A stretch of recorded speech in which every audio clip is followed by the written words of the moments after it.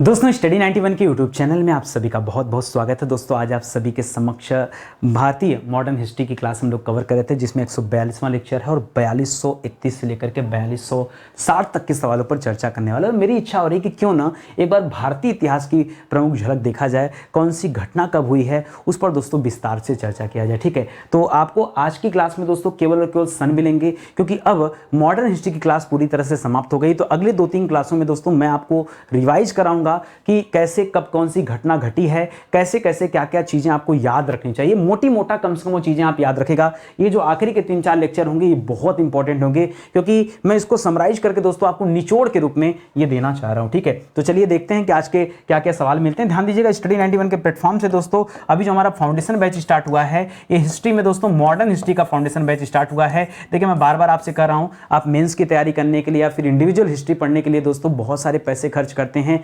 एक बार दोस्तों आप हमारे इस बैच को ज्वाइन करिए, फिर आपको बिलीव हो जाएगा नितिन सर पर, स्टडी 91 पर कि किस तरह के मटेरियल दोस्तों आपको यहां पर दिए जा रहे हैं। और इसी सीक्वेंस में दोस्तों आप आगे डिसाइड करेगा कि हमें अदर विषय ज्वाइन करना है कि नहीं ज्वाइन करना है। आगे दोस्तों इंडियन पॉलिटी का दोस्तों ये फाउंडेशन बैच दोस्तों आने वाला है, इसका फाउंडेशन दोस्तों आने वाला है, तो आप इसके लिए भी दोस्तों तैयार रहें। ठीक है, तो ये भी फाउंडेशन जारी होने वाला है। चलिए आगे बढ़ते हैं, सीधे अपने सवालों पर चर्चा करते हैं। दोस्तों सवाल छोड़िए, आज हमारा 142वां दिन है। 4231 सवाल दोस्तों आज तक हम कवर चुके हैं, 30 तक कवर कर चुके हैं, 31 से 60 आज कवर करने वाले हैं। ठीक है, तो पहला सवाल लिख रहा है दोस्तों कि सिंधु सभ्यता का विस्तार कब से कब तक माना जाता है। जिन बच्चों को तिथियां याद नहीं होती, सन नहीं याद होते हैं, आज की क्लास उनके लिए बहुत इंपॉर्टेंट है। तो याद रखिएगा दोस्तों, ऐसे तो सिंधु सभ्यता का विस्तार अलग अलग लोगों ने अलग अलग बताया। ठीक है, जैसे एग्जाम्पल दे दीजिए सर, जैसे अगर सबसे प्रसिद्ध व्यक्ति हम जॉन मार्शल की बात करें, किसकी बात करें दोस्तों, जॉन मार्शल की बात करें, तो जॉन मार्शल ने दोस्तों माना है कि 3250 ईसा पूर्व बीसी से लेकर के दोस्तों 2750 ईसा पूर्व तक दोस्तों ये कहानी चली है। अच्छा, ईसा पूर्व क्या होता है मैं आपको यही बता देना चाहता हूं। जैसे आज का जो समय चल रहा है 2022, 23, 24, 25, 26, 27 ये चल रहा है, ऐसे दोस्तों कभी ना कभी सन 2000 रहा होगा, कभी 1990 रहा होगा, कभी 1947 रहा होगा, कभी 1857 रहा होगा, कभी 1000 ईस्वी रहा होगा, कभी 500 रहा होगा, कभी 1 रहा होगा, और कभी 0 भी रहा होगा। ठीक है, 0 वह साल है दोस्तों जिस साल ईसा मसीह का जन्म हुआ था। जब उनके जन्म के पहले की बात करते हैं, ईसा मसीह के जन्म के 1 साल पहले को 1 बीसी कहते हैं, 5 साल पहले को 5 बीसी कहेंगे। यानी ईसा मसीह के जन्म के 3250 साल पहले क्या था दोस्तों, सिंधु घाटी सभ्यता था, ऐसा माना जाता है जॉन मार्शल के द्वारा। लेकिन दोस्तों इसी दौरान एक कार्बन 14 विधि होती दोस्तों, जिससे जीवाश्मों का जांच करके यह पता किया गया, जीवाश्मों का जांच करके दोस्तों ये पता किया गया कि इसका एक्चुअल तिथि क्या है। तो वहां से दोस्तों जो तिथि ज्ञात होती वो तिथि दोस्तों आपको मानने की जरूरत है। और तिथि कौन सी है, तो कार्बन 14 कहता कि 2500 से लेकर के 2500 बीसी से लेकर के दोस्तों 1750 बीसी तक का जो समय है, ये समय क्या है दोस्तों, सिंधु घाटी सभ्यता का समय। ठीक है, तो याद रखिएगा सबसे पुरानी ये नगरीय सभ्यता कही जाती थी। क्या था दोस्तों, इसे याद रखिएगा, सिंधु घाटी सभ्यता कैसी सभ्यता थी, तो याद रखिएगा ये नगरीय सभ्यता रही है, यह भी ध्यान में रखेंगे। और मातृसत्तात्मक राज चलता था यहाँ पे। ऋग वैदिक काल का विस्तार दोस्तों कब से कब तक रहा है, तो जब ये सभ्यता समाप्त होगी तब ऋग वैदिक काल दोस्तों स्टार्ट होगा। और कब से, तो ऐसे तो समाप्त हो गया 1750 में, लेकिन ऋग वैदिक काल का जो टाइम पीरियड माना जाता है वो 1500 ईसा पूर्व से लेकर के 900 ईसा पूर्व तक माना जाता है, याद रखेंगे। ठीक है, इसी दौरान दोस्तों हमारे यहाँ पर वेदों वगैरह की रचना हुई है। ठीक है, उत्तर वैदिक काल में कर्मकांड वगैरह बढ़ गए। ठीक है, और दोस्तों इस तरह से पतन देखा जाता है। तो 900 से लेकर के दोस्तों याद रखेगा 600 ईसा पूर्व तक दोस्तों क्या होते हैं, याद रखेगा ये माना जाता है उत्तर वैदिक काल का विस्तार, और ये माना जाता है ऋग वैदिक काल का विस्तार। ठीक है, इस तरह से इस तथ्य को भी आपको याद रखने का आवश्यकता है। अगला पॉइंट दे रहा दोस्तों, महात्मा बुद्ध जी का जन्म कब हुआ था। ये तो दोस्तों बहुत अच्छा सवाल है, महात्मा बुद्ध जी के जन्म के बारे में आपसे पूछ रहा है। तो पहले बताइए जन्म कहां हुआ था, तो याद रखेंगे कहां पूछे तो मैं छोटा पेन ले लेता हूं, यहाँ पे थोड़ा दिक्कत कर रहा है। ठीक है, तो अगर पूछे दोस्तों कि जन्म कहाँ हुआ था तो क्या बताएंगे, याद रखेंगे लुम्बिनी में इनका जन्म हुआ था। कहाँ हुआ था दोस्तों, लुम्बिनी में हुआ था, आपको पता होगा। और कब हुआ था दोस्तों, तो याद रखेंगे 563 ईसा पूर्व। जी हाँ दोस्तों, 563 बीसी में दोस्तों इनका जन्म हुआ था, याद रखेंगे लुम्बिनी में। अच्छा, दूसरा सवाल आता दोस्तों, इनको निर्वाण कहाँ पे प्राप्त हुआ। निर्वाण का मतलब होता है मृत्यु। ठीक है, तो इनको निर्वाण प्राप्त हुआ था 483 बीसी में, यानी ईसा मसीह के जन्म के 483 साल पहले इनकी मृत्यु हो गई हुई थी। ये मृत्यु दोस्तों कहां पर हुई थी, तो याद रखिएगा कुशीनगर में इनकी मृत्यु हुई थी। कहां पर हुई थी दोस्तों, कुशीनगर में मृत्यु हुई थी, याद रखेंगे। और कितने वर्ष के थे, तो दोस्तों याद रखेगा कितने वर्ष के थे, ये भी सवाल आता है। तो याद रखेगा 80 वर्ष की अवस्था में दोस्तों क्या हो गया था, इनकी मृत्यु हुई थी, इनको निर्वाण प्राप्त हुआ था। इसी तरह से अगला सवाल देता है कि महावीर स्वामी का जन्म दोस्तों कब हुआ था। तो अगर कब की बात करें तो यहां पर दो तिथियां आपको याद रखने की जरूरत है।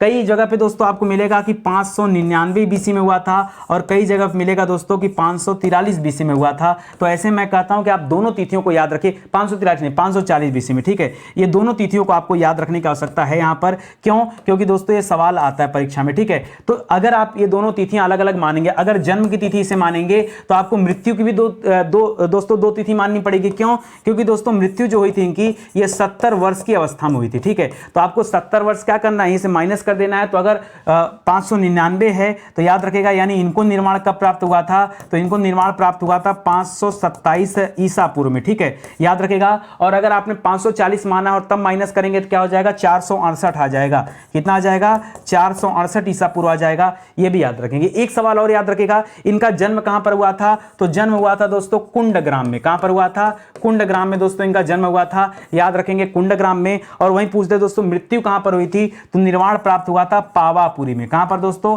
पावापुरी में दोस्तों इनको निर्वाण प्राप्त हुआ था, यह भी याद रखेंगे। और साथ ही साथ याद रखिएगा 24वें तीर्थंकर माने जाते हैं, ठीक है। ये जैन धर्म के क्या है, 24वें तीर्थंकर माने जाते हैं। चिन्ह इनका क्या है, सिंह है, शेर है। अगला लिख रहा है सिकंदर ने भारत पर कब हमला किया था। सिकंदर ने भारत पर कब हमला किया दोस्तों, तो ऐसे सिकंदर के आने की जो तिथि दोस्तों अलग है और हमला करने की तिथि अलग है। तो याद रखेगा सिकंदर आया था 326 में, ठीक है, 326 बीसी में, ठीक है। और दोस्तों जो उसकी लड़ाई हुई है याद रखेंगे वो 324 बीसी तक दोस्तों ये लड़ाई लड़ता रहा है भारत में, याद रखेंगे, ठीक है। अच्छा, ये जो लड़ाई हुई दोस्तों याद रखेंगे, मतलब अलग अलग जगह पे याद रखेंगे, क्योंकि भारत का जो क्षेत्र था वो अफगानिस्तान से स्टार्ट हो जाता, मुल्तान से, ठीक है। तो वहां से दोस्तों लड़ाई लड़ते हुए खैबर दर्रे के तहत दोस्तों क्या हुआ था, भारत में एंट्री किया था। इसी का सेनापति कौन था दोस्तों, सेल्यूकस था। कौन था, इसी का सेनापति सेल्यूकस था। जब सिकंदर की मृत्यु हो जाती है तो सेल्यूकस भारत आता है, और 305 ईसा पूर्व में दोस्तों उसकी लड़ाई किसके साथ होती है, चंद्रगुप्त मौर्य के साथ होती है। किसके साथ, चंद्रगुप्त मौर्य के साथ होती है लड़ाई। और उस लड़ाई में दोस्तों ये हार जाता है, और तभी इसने अपनी पुत्री हेलेना का विवाह किससे करा दिया, चंद्रगुप्त मौर्य के साथ करा दिया 305 ईसा पूर्व में। खैर वो बात की बात है। यहां पर दोस्तों याद रखेंगे ये लड़ाई जो सिकंदर ने जो लड़ाई लड़ी थी वो किसके साथ लड़ी थी, तो सिकंदर की लड़ाई थी पोरस के साथ, ठीक है, पोरस के साथ लड़ाई थी। इसे हम क्या कहते हैं, इसे हम हाइडेस पीच का युद्ध कहते हैं। क्या कहते हैं, इसे हम हाइडेस पीच का युद्ध कहते हैं, या फिर इसे हम बितस्ता का युद्ध कहते हैं। क्या कहते हैं दोस्तों, बितस्ता का युद्ध कहते हैं। क्यों कहते हैं, क्योंकि यह युद्ध दोस्तों किस नदी के किनारे लड़ा गया था, झेलम नदी के किनारे लड़ा गया था। और झेलम नदी का पुराना नाम क्या था, वितस्ता था, इसीलिए इसे क्या कहते हैं, वितस्ता का युद्ध भी कहा जाता है। तो इसे भी आप लगे हाथ याद रखिएगा, ठीक है। चलिए आगे बढ़ते हैं। अगला सवाल देखिए, लिख रहा प्रथम, द्वितीय, तृतीय और चतुर्थ बौद्ध संगीत समिति, ये दोस्तों कब हुआ था, आपको एक एक बताना है। और जब सब बता ही रहे हैं तो दोस्तों 2-3 फैक्ट आप यहां पे और बताइएगा, ठीक है। क्या फैक्ट बताना, सुनिएगा। पहला जो बौद्ध संगीत समिति हुआ था दोस्तों कब हुआ था, 483 बीसी में, लाइन से देखिएगा। दूसरा बौद्ध संगीत समिति कब हुआ था, ठीक 100 साल बाद, याद रखेंगे 383 बीसी में। पहला वाला संगीत समिति किसने कराया था, तो याद रखेगा जो पहला संगीत समिति हुआ था ये 483 बीसी में, जिस साल गौतम बुद्ध जी की मृत्यु हुई थी उसी साल दोस्तों ये संगीत समिति हुई है। और कहां पर हुआ और किसने कराया है, तो याद रखेगा अगर हम यहां पे बात करें तो राजगिरी दोस्तों आपके कहां पड़ता है, ये पटना के समीप है, ठीक है। सप्तपर्णी नामक गुफा थी, वहीं पर दोस्तों ये हुआ था, ठीक है। तो याद रखेंगे वहां पर, तो राजगिरी में हुआ था। एक तो इसे याद रखेगा और इंपॉर्टेंट है, ठीक है। तो वो मत पढ़िए, पहले एक एक करके पढ़ लीजिए, फिर दोस्तों दूसरा वाला होता है, ठीक है। तो पहला वाला याद रखेगा यहां पर जो अच्छा एक चीज और, किसके समय में हुई थी ये भी जानना जरूरी है। तो याद रखें दोस्तों यहां पर किसके समय में, बिंदुसार के समय में ये पहली बौद्ध संगीत समिति हुई थी। दूसरी बौद्ध संगीत समिति दोस्तों 100 साल बाद देखेंगे, 1 मिनट, 483 बिंदुसार नहीं, बिंदुसार नहीं, याद रखिएगा बिंबिसार के समय में दोस्तों, बिंबिसार के समकालीन थे ये, ठीक है। तो यहाँ पे हटाइएगा, चेक करिएगा यहाँ पे, ठीक है। तो यहाँ पे पहले सन लिख लीजिए आप। तृतीय वाला दोस्तों अशोक के समय में हुआ है, कहा जाता है 250 बीसी में हुआ है। और तीसरा वाला दोस्तों, चौथा वाला कब हुआ है, तो कनिष्क के समय में हुआ है। इसके लिए दोस्तों माना जाता है 72 AD का समय आ गया था, ठीक है। ये समय चेंज हो गया था 72 AD के आसपास दोस्तों तीसरा वाला हुआ है, याद रखेंगे। लोकेशन दोस्तों कहाँ कहाँ पर था, तो पहला वाले का लोकेशन क्या था, याद रखेंगे दोस्तों, पहला वाला दोस्तों राजगिरी में हुआ है। दूसरे वाले का लोकेशन क्या था, तो पहला वाला राजगिरी, और राजगिरी कहां पड़ता दोस्तों, ये पटना के समीप था, बिहार में हुआ था। ध्यान दीजिएगा, जो दूसरा हुआ था वो काला शोक के समय में हुआ था और तीसरा वाला अशोक के समय में हुआ था। ठीक है, तो जो काला शोक के समय में हुआ था, एक सेकेंड, पहला वाला 483 कंफ्यूजन आ रहा था ना, ये 483 बिंबिसार के समय के समकालीन थे। अगला राजा बनता है क्या नाम है उसका यार, अजातशत्रु। ठीक है, क्या नाम दोस्तों, अजातशत्रु के समय में हुआ था। ठीक है, यहां पर देखिएगा, और ये वाला जो हुआ था, जो दूसरा वाला हुआ था, ये किसके समय में हुआ था, तो ये काला शोक के समय में हुआ था। किसके समय में, काला शोक के समय में हुआ था। तीसरा वाला किसके समय में हुआ था, ये अशोक के समय में हुआ था। चौथा वाला किसके समय में हुआ था, ये कनिष्क के समय में हुआ था। चलिए नोट करते जाइए, अभी हो जाएगा, सेट करना पड़ेगा ना, मैं तो आपको एक साथ कई सारी चीजें बता रहा हूं। ठीक है, उसी तरह से याद रखिएगा, काला शोक के समय में जब हुआ तो कहां पर हुआ था, इसका लोकेशन क्या था दोस्तों, इसका लोकेशन था वैशाली। ठीक है, उसी तरह से जब अशोक ने 250 बीसी में जब कलिंग का युद्ध समाप्त हो गया, तब दोस्तों बौद्ध संगीत समिति का आयोजन करता और इसने पटना को अपनी राजधानी बनाया था। तब पटना को क्या कहा जाता था, पाटलिपुत्र कहा जाता था, तो ये पाटलिपुत्र में हुआ था। और चौथा दोस्तों कहां पर हुआ था, कनिष्क ने किया था कुंडलवन में। ये कुंडलवन दोस्तों कहां पर है, कश्मीर में है। कुंडलवन कहां है दोस्तों, कश्मीर में है। तो इसे याद रखिएगा। इस तरह से आपने चारों पढ़ लिया। ठीक है, ये चारों दोस्तों आपके लिए इंपॉर्टेंट है। अच्छा, क्या आप ध्यान दे सकते हैं, जो पहला वाला हुआ था दोस्तों, वहां पर अध्यक्षता किसने किया था, महाकश्यप ने किया था। ठीक है, और फैक्ट कलेक्ट करिए, पहले वाले का अध्यक्षता किसने किया था, महाकश्यप ने किया था। दूसरे वाले का अध्यक्षता किसने किया था, उनका नाम था साबाकामी। किसने किया था दोस्तों, साबाकामी ने किया था। इसी प्रकार जो तीसरी बौद्ध संगीत समिति हुई थी, उसकी अध्यक्षता मोगलीपुत्र तिस ने किया था। मोगलीपुत्र तिस ने किया था तीसरे वाले में। चौथे वाले में वसुमित्र ने किया था। किसने किया था, वसुमित्र में। यहां से दोस्तों इतना सवाल बनता ना, मैं क्या बताऊं आपको। ठीक है, एक तो कब हुआ ये पूछा जाता है, कहां हुआ ये पूछा जाता है, किसके शासन काल में हुआ ये पूछा जाता है, किसने अध्यक्षता की ये पूछा जाता है। तो थोड़ा सा आप ध्यान देंगे तो चारों को आप याद रख सकते हैं। ठीक है, इसी तरह से जब आप जैन संगीत समिति में आएंगे और पूछ रहा है कि उसका आयोजन कब हुआ था, तो ये तो 4 हुआ था, वो 2 ही हुआ था। ठीक है, तो उस तरह से आप इसे याद रखते हैं। तो याद रखेंगे कब हुआ था दोस्तों, तो पहला वाला हुआ था दोस्तों ये 300 बीसी में हुआ था। और किसके समय में हुआ था, तो पाटलिपुत्र में हुआ था और स्थूलभद्र ने किया था। ठीक है, कहां पर दोस्तों, याद रखेंगे, पाटलिपुत्र में इसका आयोजन हुआ है। पाटलिपुत्र में इसका आयोजन हुआ है, और पाटलिपुत्र यानी पटना में इसका आयोजन हुआ है। और स्थूलभद्र क्या थे दोस्तों, स्थूलभद्र क्या थे, इसके अध्यक्ष थे। ठीक है, अध्यक्ष थे। आपको पता है स्थूलभद्र और इसके दो, जब जैन के बारे में पढ़ते हैं तो जो जैन में 2 आचार्य मिलते हैं। एक स्थूलभद्र मिलते हैं जिन्होंने दोस्तों श्वेत वस्त्र धारण करने की सलाह दिया था। एक दिगंबर वाले मिलते हैं, श्वेतांबर से संबंधित हैं।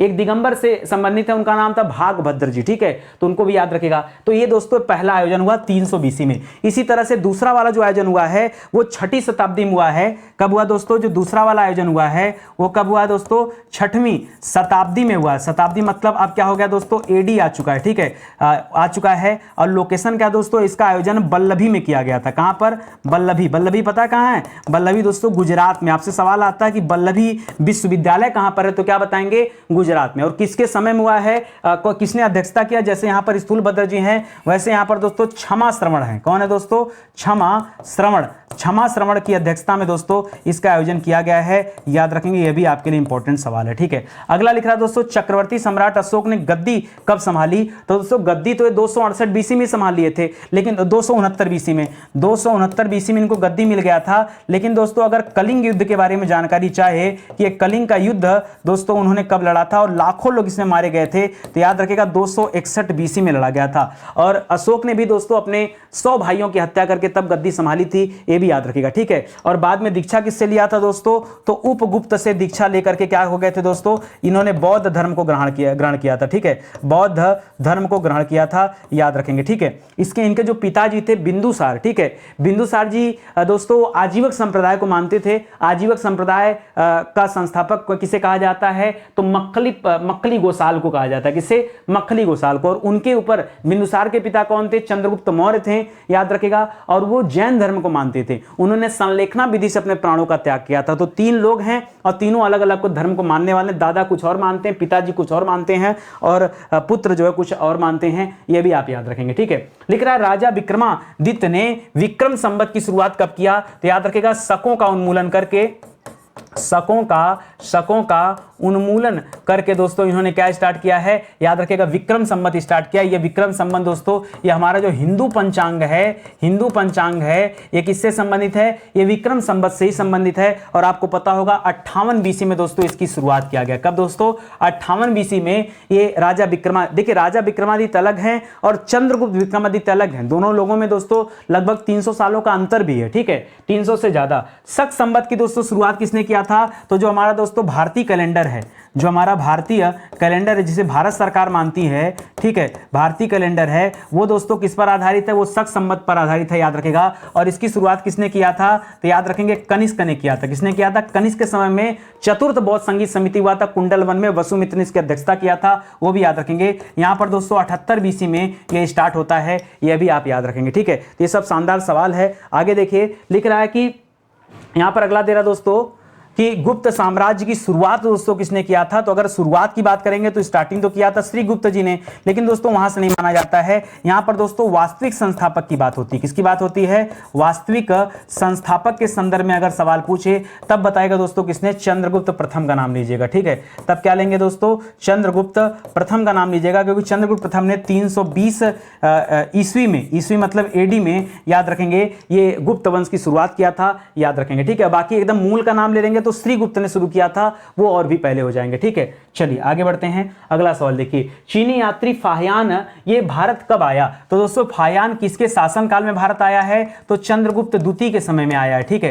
किसके समय में, चंद्रगुप्त द्वितीय, जिन्हें विक्रमादित्य भी कहा जाता था, ठीक है, विक्रमादित्य भी कहा जाता था। और इन्हीं के राज दरबार में कौन रहते थे दोस्तों, तो नवरत्न रहा करते थे, जिसमें कालिदास वगैरह भी जी हैं, ठीक है। तो याद रखेंगे दोस्तों, ये भी इंपॉर्टेंट है। आया कब था दोस्तों, तो भारत की यात्रा उसने किया था 405 से लेकर 411 एडी में। कब किया था दोस्तों, 405 से लेकर 411 एडी में दोस्तों यात्रा किया था, वो भी याद रखेंगे। हर्षवर्धन का शासनकाल क्या था दोस्तों, तो हर्षवर्धन के काल में दोस्तों वर्धन वंश चला है, वर्धन वंश या वर्धन काल चला है। ये 6ठी शताब्दी में दोस्तों इनका शासन स्टार्ट होता है, 606 से लेकर 647 ईस्वी तक, ठीक है, 606 से लेकर 647 ईस्वी तक दोस्तों इनका शासन चलता है, ये भी याद रखेंगे, ठीक है। इन्हीं के शासनकाल में कौन आया है, तो यहाँ फाहियान आया था, यहाँ ह से वेनसांग और ह से हर्षवर्धन, याद रखिएगा, ठीक है। तो यहाँ पर कौन आया था दोस्तों, वेनसांग यात्रा पर आया था, याद रखेंगे। किसके समय में आया था, तो हर्षवर्धन के काल में आया था। हिजरी संवत का प्रारंभ किसने किया है, याद रखिएगा, जो मुस्लिम कैलेंडर है दोस्तों,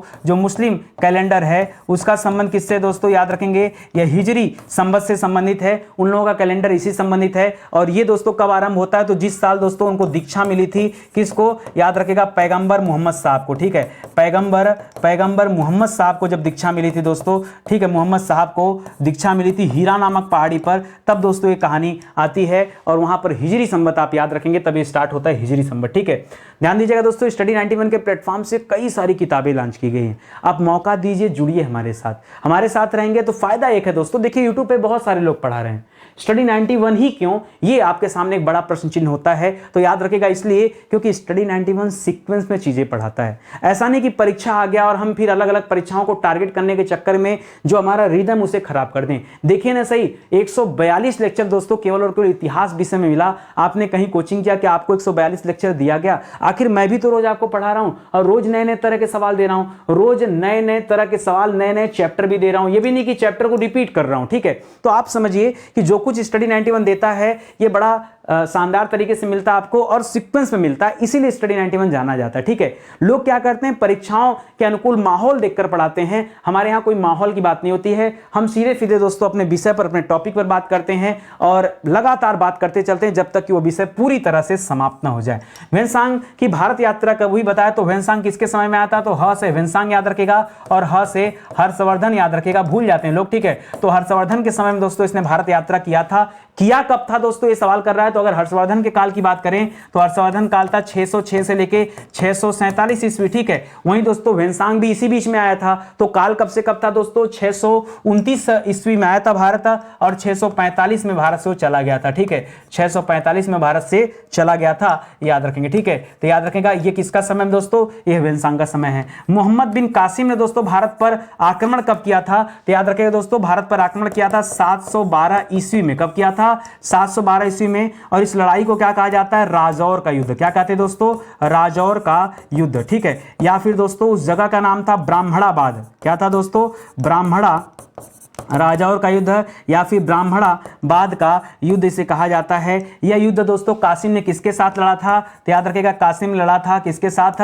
सिंध के राजा दाहिर के साथ। किसके साथ दोस्तों, राजा दाहिर के साथ लड़ा था। याद रखेंगे दाहिर की यहां पर मृत्यु हो जाती है। यह पहला सफल अरब आक्रमण है। याद रखिएगा ये क्या दोस्तों, तो फर्स्ट अरब आक्रमण है भारत पर, ठीक है। यह पहला अरब आक्रमण है भारत पर, यह भी याद रखेंगे। तो पूछता है सवाल तो बताइएगा 712 में हुआ था, ठीक है। महमूद गजनवी ने सोमनाथ पर कब आक्रमण किया, तो लास्ट में करेगा दोस्तों 1027 ईस्वी में। कब दोस्तों, 1027 ईस्वी में दोस्तों क्या किया था, गजनवी ने कहां पर हमला किया था, सोमनाथ पर हमला किया था। वैसे दोस्तों यहां 26-27 आप याद रखें, 26-27, ठीक है। तो याद रखेगा यहां पर सोमनाथ मंदिर का विध्वंस उसने कर दिया था। हां, गजनवी की एंट्री की बात करेंगे तो एंट्री दोस्तों 1001 ईस्वी में हो गई थी। और दोस्तों गजनवी ने भारत पर 17 बार आक्रमण किया। कितने बार दोस्तों, 17 बार आक्रमण किया है, भी याद रखेंगे। और जम करके भारत को लूटा है। लेकिन यहां से वापस जाने के बाद दोस्तों इसकी क्या हो जाती है, मृत्यु भी हो जाती है। तराइन का प्रथम युद्ध कब और किसके बीच लड़ा गया, तो प्रथम युद्ध दोस्तों अगर पूछे कब लड़ा गया तो क्या बताएंगे,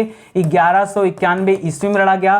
किसके बीच लड़ा गया, तो याद रखेगा मोहम्मद गौरी भारत आया था। मोहम्मद गौरी दोस्तों भारत आया था। तो एक गौरी वर्सेज याद रखेंगे पृथ्वीराज चौहान तृतीय। कौन से, पृथ्वीराज चौहान। और ये प्रथम नहीं थे दोस्तों, ये तृतीय वाले दोस्तों जो थे उन्होंने दोस्तों लड़ाई लड़ी है। और इसमें पृथ्वीराज चौहान की क्या हो जाती, जीत हो जाती है। और गौरी की क्या हो जाती, हार हो जाती है, ठीक है। इसे भी याद रखेंगे। चंदावर का युद्ध कब लड़ा गया था दोस्तों, ये प्रथम युद्ध हो गया। इसी तरह से दोस्तों जो द्वितीय युद्ध था याद रखेंगे 1192 ईस्वी में लड़ा गया था, ठीक है। और उसमें क्या होता दोस्तों, तो गौरी जीत जाता है। क्या हो जाता है, गौरी जीत जाता है और पृथ्वीराज चौहान की हार हो जाती है। चंदावर का युद्ध दोस्तों कब हुआ, तो याद रखेंगे 1194 ईस्वी में चंदावर का युद्ध हुआ है। और यह लड़ाई किसके किसके बीच में हुआ था दोस्तों, तो याद रखेंगे मोहम्मद गौरी और किसके बीच में दोस्तों, मोहम्मद गौरी वर्सेज जयचंद के बीच में। ये जयचंद वही व्यक्ति था दोस्तों जिसने गौरी को भारत में आमंत्रित किया था और आज खुद भुगत रहा है, ठीक है। गुलाम वंश की स्थापना कब और किसने किया, तो जब गौरी वापस जा रहा था दोस्तों तो गौरी की मृत्यु हो जाती, ठीक है। गौरी को मृत्यु हो जाती है 1206 में। कब हो जाती है दोस्तों, 1206 में। उसके बाद दोस्तों यहीं पर गुलाम वंश की स्थापना होती है। गौरी के जो गुलाम रहते हैं उसमें नाम आता है कुतुबुद्दीन ऐबक का। हालांकि उसके कई सारे गुलाम थे लेकिन कुतुबुद्दीन ऐबक का नाम याद रखेगा। उसने दोस्तों क्या किया, भारत में गुलाम वंश की स्थापना किया। ये गुलाम वंश दोस्तों 1206 से लेकर 1290 ईस्वी तक दोस्तों चलेगा भारत में। याद रखेगा ये दिल्ली सल्तनत की बात यहीं से शुरू होती, ठीक है। तो याद रखेंगे इसके कई सारे गुलाम थे, एल्दौस था, कुबाचा था, ये था। गौरी का ही एक गुलाम था जिसका नाम था कुतुबुद्दीन बख्तियार खिलजी। उसने दोस्तों नालंदा को जला दिया था। नालंदा विश्वविद्यालय जो था दोस्तों उसे आग लगा दिया था। तो उस सवाल को भी आप याद रखिएगा, ठीक है। आगे बढ़िए, लिख रहा गुलामों का गुलाम गद्दी पर कब बैठा, तो गुलामों का गुलाम किसे कहते हैं दोस्तों, याद रखिएगा इल्तुतमिश को कहा जाता है। किसे कहा जाता है, इल्तुतमिश को कहा जाता है। और इल्तुतमिश का कार्यकाल शुरू होता है 1210 से लेकर के 1226 तक। जी हां दोस्तों 1236 तक, 26 तक नहीं 1236 ईस्वी तक दोस्तों इसका कार्यकाल चलता है, इल्तुतमिश का कार्यकाल, ठीक है। यह क्या था दोस्तों, यह इलबरी तुर्क था। क्या था दोस्तों, यह इलबरी तुर्क था और ये मोहम्मद गौरी का गुलाम था। इसीलिए इसे क्या कहा जाता है, गुलामों का गुलाम कहा जाता है, याद रखिएगा, ठीक है। और चंगेज खां मंगोल का भारत पर आक्रमण दोस्तों कब होता है, तो याद रखिएगा टाइम पीरियड आपसे पूछ रहा है तो 1221 में इल्तुतमिश के समय में ही दोस्तों 1221 ईस्वी में। याद रखेंगे किसका टाइम पीरियड चल रहा था दोस्तों, इल्तुतमिश के समय में ही, इल्तुतमिश के समय में ही दोस्तों आक्रमण हुआ था। लेकिन यह आक्रमण डायरेक्ट इसके समय में जरूर हुआ था, इसके राज्य पर नहीं हुआ था, यह भी याद रखेंगे, ठीक है। दिल्ली सल्तनत की एकमात्र महिला सुल्तान कौन थी, तो इल्तुतमिश की पुत्री थी जिसका नाम था रजिया सुल्तान। क्या नाम है दोस्तों, रजिया सुल्तान। इल्तुतमिश का एक पुत्र भी था लेकिन वह अयोग्य था जिसका नाम था रुकनुद्दीन फिरोज, इसलिए उसे गद्दी पर नहीं बैठाया जाता है। 1236 से लेकर के 1240 ईस्वी तक पहली बार दोस्तों दिल्ली सल्तनत पर किसी महिला ने शासन किया है जिसका नाम है रजिया सुल्तान, ठीक है। लेकिन बाद में षड्यंत्र रच करके इसको भी जो अमीर वर्ग रहता है वो इसकी हत्या कर देते हैं, ठीक है। लिख रहा नासिरुद्दीन महमूद का शासन काल कब तक था, कब से कब स्टार्ट होता है दोस्तों, तो गुलाम वंश में यह भी आता है। नासिरुद्दीन महमूद याद रखेगा 1246 से लेकर के याद रखेंगे 46 से लेकर के 1265 तक दोस्तों किसका शासन चलता है, 65 तक हाँ ठीक है, 65 तक दोस्तों किसका शासन चलता है, तो नासिरुद्दीन महमूद का शासन चलता है। गयासुद्दीन बलबन दोस्तों, जिससे रक्त और लोहे की नीति भी दोस्तों अपनाई थी, बलबन, इसका शासन दोस्तों 1266 से लेकर के 87 तक चलता है। ठीक है, तो याद रखेंगे लास्ट में कैमूर्स वगैरह आते हैं, उसके बाद ये वंश क्या हो जाता है, समाप्त हो जाता है। किसके द्वारा गुलाम वंश का दोस्तों अंत कर दिया गया, तो याद रखेगा जलालुद्दीन खिलजी ने अंत कर दिया। ठीक है, जलालुद्दीन खिलजी ने दोस्तों इसका अंत कर दिया और यहां पर स्टार्ट होता है खिलजी वंश। तो याद रखेगा 1290 से लेकर के 1296 तक दोस्तों कौन गद्दी पर है, याद रखेंगे जलालुद्दीन खिलजी है। इसके बाद दोस्तों खिलजी की हत्या कौन कर देता है, अलाउद्दीन खिलजी कर देता है। तो 1296 में गद्दी संभालता है और 1320 तक दोस्तों उसका शासन चलता है, ये भी याद रखेंगे। ठीक है, आगे आ रहा दोस्तों, लिख रहा अलाउद्दीन खिलजी का दिल्ली सिंहासन पर दोस्तों कब्जा कब हुआ, तो याद रखेंगे 1296 में अपने चाचा जलालुद्दीन खिलजी की हत्या करके। ठीक है, चाचा जलालुद्दीन खिलजी की